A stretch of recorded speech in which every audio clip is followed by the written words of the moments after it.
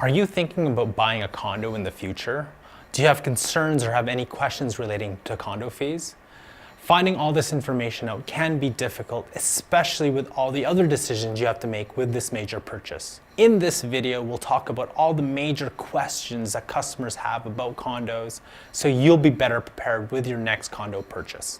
Welcome to Home Buyers School, brought to you by Brookfield Residential.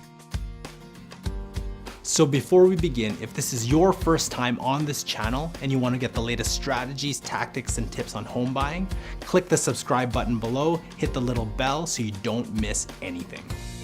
Hi everyone, welcome to another edition of Home Buyer School. Today I'm joined by Karen McDonald, Community Manager with Brookfield Residential. And today the question we're going to answer is, are condo fees negotiable? So that's one that I think every potential condo homeowner wants to know is, can we negotiate those fees? No, you can't. Oh. No, and really what it is you have to, right when you're buying, you have to consider that as part of your overall monthly expense. Condo fees aren't negotiable because they pay for maintenance of the building, maintenance of the common area, maintenance of any kind of recreation facilities that are in there as well too, and insurance on the building. So ultimately, you don't want to have somebody that would be paying less than what is owed, depending on what size of home they have within the development. So I can't say, well, I don't use this, so I don't have to pay as much. No, I mean, that's all a part of the buying process. Consider where you're buying and what the amenities include. And if you know that you're never going to use the fitness facility or the swimming pool or anything like that, maybe you should reconsider where you're buying, because you will be paying for it on a monthly basis. One thing I've always wanted to know, and especially when I owned a condo, is I bought a condo, there was no swimming pool.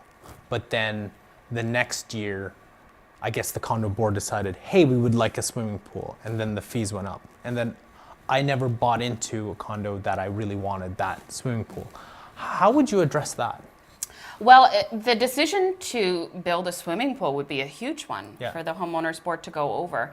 They would have to have 75% approval from all homeowners to go forward with any large expense like that. So that's where I would say that's your time to put it forward. When the vote goes down, you have to be able to say yay or nay.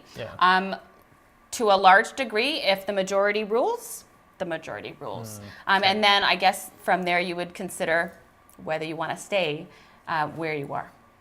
And what happens if I don't pay my condo fees? Well, that would be a bad thing. Really, condo fees, the management board can come back to you if you don't pay condo fees. They can put, late fee payments on there. They can make sure that you have liens on your home as well too on the title. So it's big.